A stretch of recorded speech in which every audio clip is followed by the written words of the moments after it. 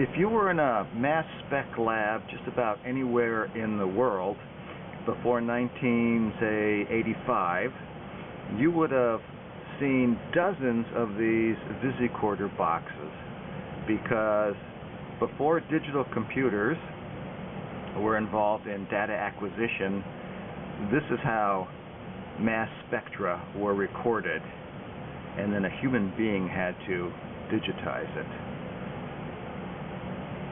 Visicorder is well, it was for use for Honeywell oscillographs.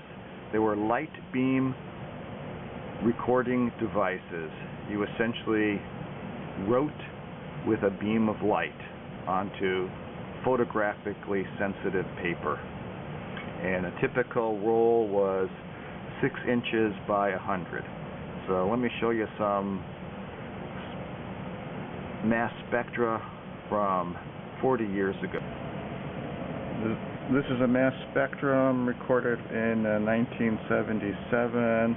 This is actual Visicorder photographic paper made by Kodak. It's 6 inches wide and the length is 100 feet. So this is particular Visicorder is a 5-channel one. So the bottom channel here is a mass marker, and each little notch is 5 AMU. And then the scales for the other 4 would be attenuation factors. So if we say look at, now let's look at this guy right here. So let me zoom in on this if possible. Alright, so this is zooming in, and so let's take a look at this peak here. Alright, and so the attenuation would be, factor would be 1 to 3 to 10 to 30. So you would digitize it by measuring a height and multiplying it by the attenuation factor. This is from the instrument background, and let's see if I can find something that's a little bit has some more magnitude to it. Well, let's see. We have these guys, and so we have this here. All right. So attenuation factor of 1 to 3 to 10 to 30, and that's how you'd measure each peak you would measure the peaks at every m/z, and then attenuate it. So you had AMU and then intensity. And this is a Xerox photocopy of spectrum, and so it's black and white enhanced. And so instrument background, so here we have the mass marker. So right here, this is 20, 30, 40, and so a lot of times, okay, for, let's see, if we go to 20, we have this peak here at 18. Right. So this is your typical water background in the instrument. And then over here by 30, you'd often see, oh, there's this thing over here at 28. All right, so this is the nitrogen from the atmosphere, because the vacuum's not perfect. And then over here we'd have a 32, right? Some oxygen, and there's more nitrogen than oxygen. Now, there was one advantage with this analog capturing of mass. This is a transparency of a spectrum taken 40 years ago. Unfortunately, the original has darkened to completely black.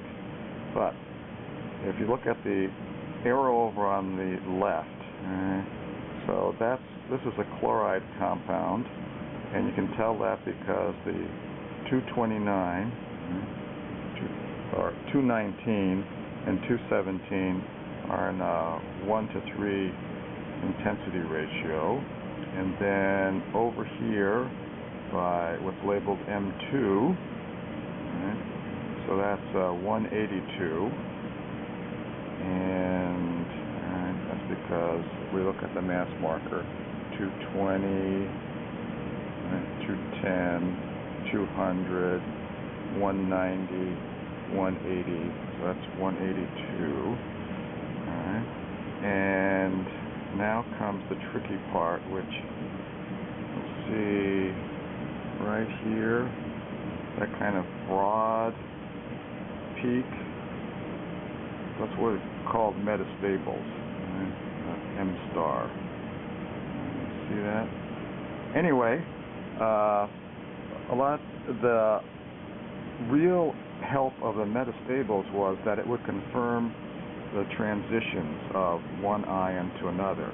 So a lot of times, all right, so we have something here with a chlorine, right?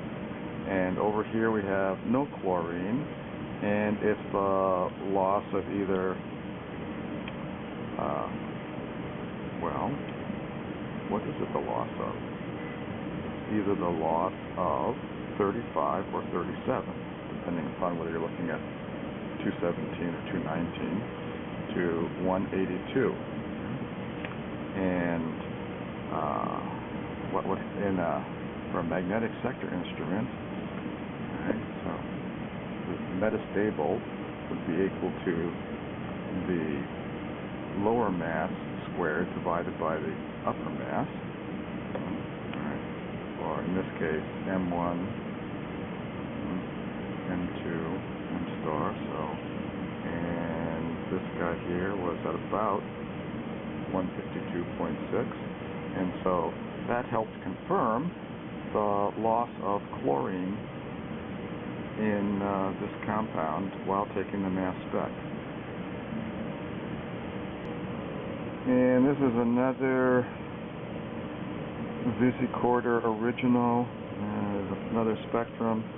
Alright, and sometimes in spectra you would have a boatload of metastables. You see here, here, here, here, here, here. And alright, so here we have, alright, so there's something at 271, alright, and then over here we have something at 228, 228, and then over here we have a metastable. It's let's see, this is 200, so this is 190, so it's about 192 more or less. Alright.